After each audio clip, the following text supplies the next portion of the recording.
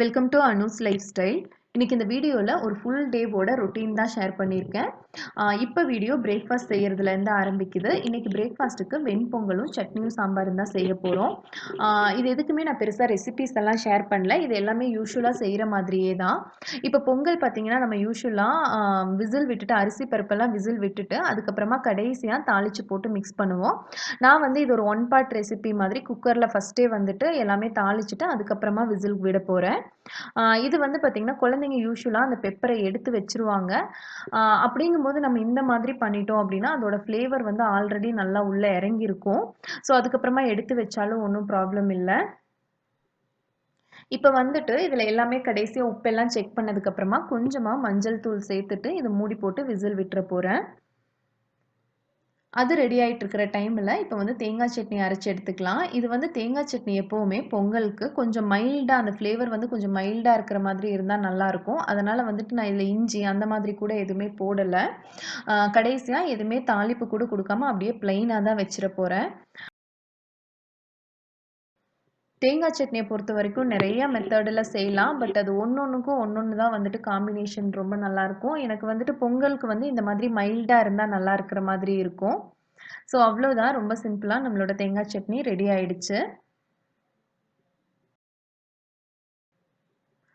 Meanwhile இங்கே சாம்பாரும் ready ஆயிடுச்சு. சாம்பார் பார்த்தீங்கன்னா பர்ஃபெக்ட் டிஃபன் சாம்பார் கிடையாது. நம்ம வந்து ரைஸ்க்கும் யூஸ் பண்ணிக்கிற மாதிரி 2 in 1 சாம்பார் தான்.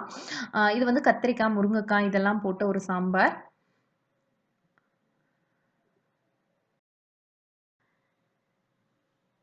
இப்போ பொங்கல் வந்துட்டு விசில் செட்டில் ஆயிடுச்சு. இதை வந்துட்டு நம்ம நல்லா மிக்ஸ் பண்ணி விட்டோம் அப்படின்னா நம்மளோட கம்ப்ளீட் பிரேக்ஃபாஸ்ட் வந்து ரெடி. பிரேக்ஃபாஸ்ட் எல்லாம் முடிச்சுட்டு அதுக்கப்புறமா இந்த கிறிஸ்மஸ் ட்ரீ செஞ்சிட்ருக்கோம். இது வந்து செப்பரேட்டாக நான் வீடியோ எடுத்திருந்தேன். அதை ஆல்ரெடி அப்லோட் கூட பண்ணியிருக்கேன்.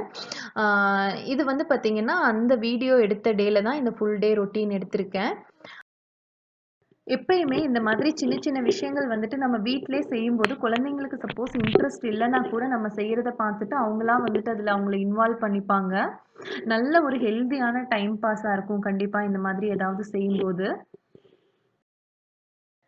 இந்த வீடியோ டே டைம்ல தான் எடுத்திருக்கு. ஆனா வந்து பார்த்தீங்கன்னா, இந்த லைட்டோட அந்த ஸ்ட்ரிங் லைட்ஸோட எஃபெக்ட் தெரியணுங்கிறதுக்காக கர்டன்லாம் கம்ப்ளீட்டா க்ளோஸ் பண்ணி, டார்க் பண்ணி அந்த லைட்ஸ் ஆன் பண்ணி எடுத்திருக்கேன். இதெல்லாம் முடிச்சுட்டு, இப்போ வந்து லஞ்ச் செய்ய ஸ்டார்ட் பண்ணியாச்சு. இன்னைக்கு லஞ்சுக்கு பார்த்தீங்கன்னா, ரொம்ப ரொம்ப சிம்பிளான மெனு தான். முட்டை கிரேவி மட்டும் தான் செய்ய போறோம். இது வந்து பார்த்தீங்கன்னா, உடைச்சு விட்ட முட்டை கிரேவி. இது நான்வெஜ் கிரேவி டேஸ்ட்ல ரொம்ப நல்லாயிருக்கும். இட்லிக்கு, ரைஸ்க்கு எல்லாத்துக்குமே ரொம்ப நல்லாயிருக்கும்.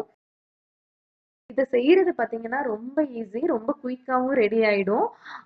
வெங்காயம், பூண்டு, அதுக்கப்புறமா மல்லி, காஞ்ச மிளகாய் இது 4யும் எண்ணெயில வதக்கிட்டு, அதுக்கப்புறமா கொஞ்சம் சோம்பு, சீரகம் இதெல்லாம் போட்டு வதக்கி நம்ம ஸ்டவ்வ ஆஃப் பண்ணிடலாம். ஸ்டவ் ஆஃப் பண்ணதுக்கு அப்புறமா தக்காளி, மஞ்சள் தூள், அதுக்கப்புறமா கரம் மசாலா இதெல்லாம் சேர்த்துட்டு, அந்த ஆல்ரெடி இருக்கிற ஹீட்டுக்கே கொஞ்சமா அத லைட்டா வதக்கிட்டு, இத ஆற விட்டு நம்ம அரைச்சு எடுத்துறலாம். அவ்வளோதான். இதுக்கப்புறமா பார்த்தீங்கன்னா, பெருசா வந்து இதில ஆட் பண்றதுக்கெல்லாம் எதுவுமே இல்ல. இவ்வளோதான் இதோட பேஸ் மசாலா நம்ம ரெடி பண்ணியாச்சு.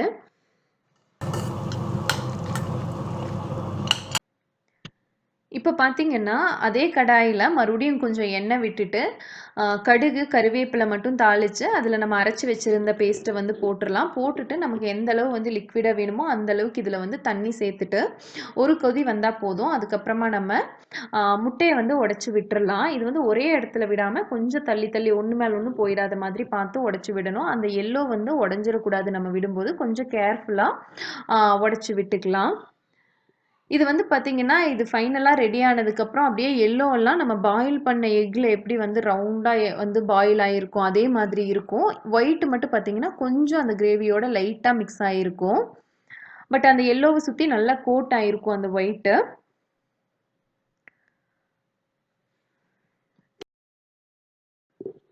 நீங்க வேணும்னா இதில தேங்காய் கூட சேர்த்துக்கலாம். அந்த தக்காளி சேர்த்த டைம்ல ஒரு கைப்பிடி அளவு தேங்காயும் சேர்த்து லைட்டா வதக்கி கூட அரைச்செடுக்கலாம்.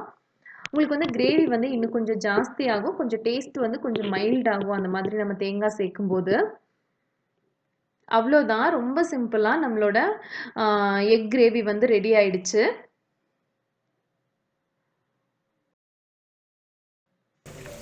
இதோட பார்த்தீங்கன்னா கொஞ்சமாக இந்த வத்தல் பொரிச்சிட்ருக்கேன். இது வந்து அந்த ஏபிசிடி வத்தல்.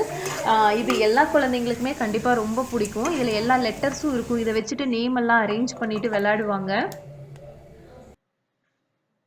ஸோ அவ்வளோதான், நம்மளோட லஞ்ச் வந்து கம்ப்ளீட்டாக ரெடி ஆகிடுச்சு. ரொம்ப சிம்பிளாக அதே சமயம் ரொம்ப டேஸ்டியான ஒரு லஞ்சு.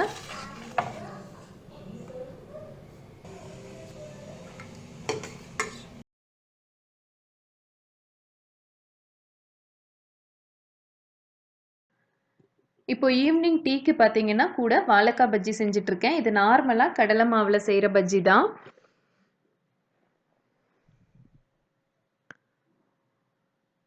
ஸோ இதுக்கு வந்து பார்த்தீங்கன்னா செப்பரேட்டாக சட்னி செய்யலை அப்படிங்கும்போது செஸ்வான் சட்னி வந்து இதுக்கு நல்ல காம்பினேஷனாக இருக்கும். எனக்கு ரொம்ப பிடிக்கும் இது.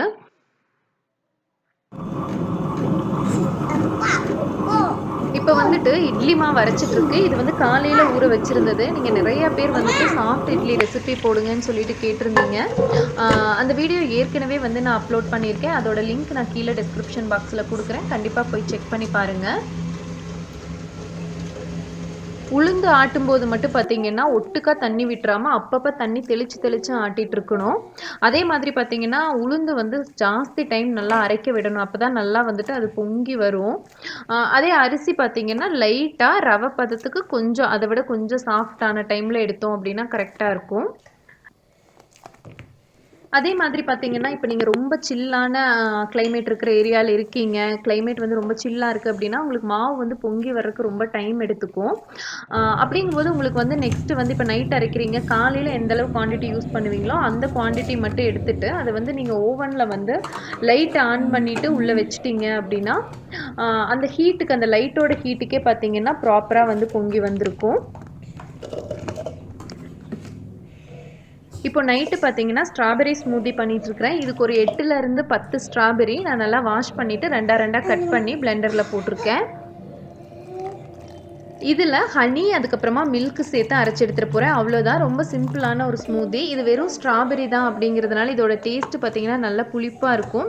இப்போ புளிப்பு டேஸ்ட் எனக்கு பிடிக்காது அப்படிங்கிறவங்க இந்த ஸ்ட்ராபெரி ஸ்மூத்தி போடும்போது எப்போவுமே கூட ஒரு பனானா சேர்த்துட்டா அது வந்து அதை டாமினேட் பண்ணிடும், அந்த பனானாவோட ஸ்வீட்னஸ்ஸு.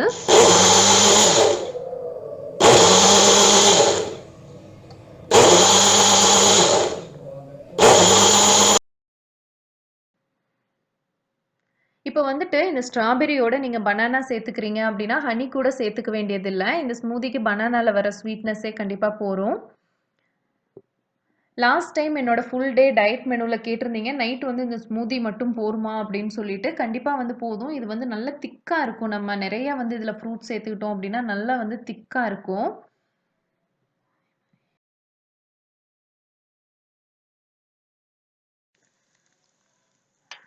இப்போ பார்த்தீங்கன்னா, டின்னருக்காக டொமேட்டோ சட்னி செஞ்சுட்ருக்கேன். இந்த சட்னியோட ரெசிபி கூட நான் வேற ஒரு ரொட்டீன் வீடியோல உங்களுக்கு காட்டியிருப்பேன். நீங்க வந்து செஞ்சு பார்த்துட்டு நல்லா இருக்குன்னு சொல்லிட்டு நெறைய பேர் வந்து கமெண்ட் பண்ணியிருந்தீங்க. இது ரொம்ப டேஸ்டியா ரொம்ப நல்லாருக்கும். இதுக்கும் வந்து பார்த்தீங்கன்னா, வெங்காயம், மல்லி, காஞ்ச மிளகாய் இதெல்லாம் வந்து எண்ணெயில லைட்டா வதக்கிட்டு, அதோட கொஞ்சமா சீரகம் சேர்த்துட்டு, அ அது லைட்டா வதங்குனதும் தக்காளி சேர்த்துறலாம். அவ்வளோதான். உப்பு சேர்த்து ஆறுனதும் அரைச்செடுத்தோம் அப்படின்னா, அ சட்னி ரெடி. ரொம்ப சிம்பிள், ரொம்ப டேஸ்டியா இருக்கும்.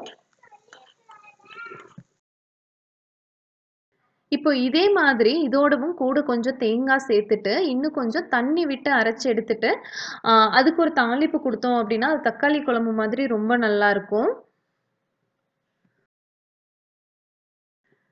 அதே மாதிரி நெறைய பேர் கேட்குறீங்க, weight loss tips, weight loss recipes share பண்ண சொல்லி. நான் கண்டிப்பா வந்து சீக்கிரமாவே ஃபுல் டே ஆ வெயிட் லாஸ் மெனு மாதிரியே நான் வந்து ஷேர் பண்றேன். அப்பதான் வந்துட்டு உங்களுக்கு அது ஃபாலோ பண்றதுக்கு ஈஸியா இருக்கும். அதே மாதிரி முன்னாடியே ஆ பிளான் பண்ணிக்கிறதுக்கும் ஈஸியா இருக்கும். ஒரு நாள் ஃபுல்லா வந்துட்டு அந்த மாதிரி வந்து கன்டினியூஸா கொஞ்ச நாள் ஃபாலோ பண்ணும்போது பார்த்தீங்கன்னா, உங்களுக்கு நல்ல ரிசல்ட் கிடைக்கும். இங்க பார்த்தீங்கன்னா, இவ்ளோ சீக்கிரமா அ நம்ம டொமேட்டோ சட்னி ரெடி ஆயிடுச்சு. இது அவ்ளோதான், ஆற விட்டு அரைச்சு எடுத்தோம்னா ரெடி. இத கண்டிப்பா நீங்க ஒரு டைம் ட்ரை பண்ணி பாருங்க. அவ்ளோ டேஸ்டியா இருக்கும். ஸோ இப்போ டின்னருக்கும் எல்லாம் ரெடி ஆயிடுச்சு. ஸோ இந்த வீடியோ இதோட முடியுது. கண்டிப்பா இது உங்களுக்கு புடிச்சிருந்திருக்கும்னு நெனைக்கிறேன். தேங்க்ஸ் ஃபார் வாட்சிங். Thank you.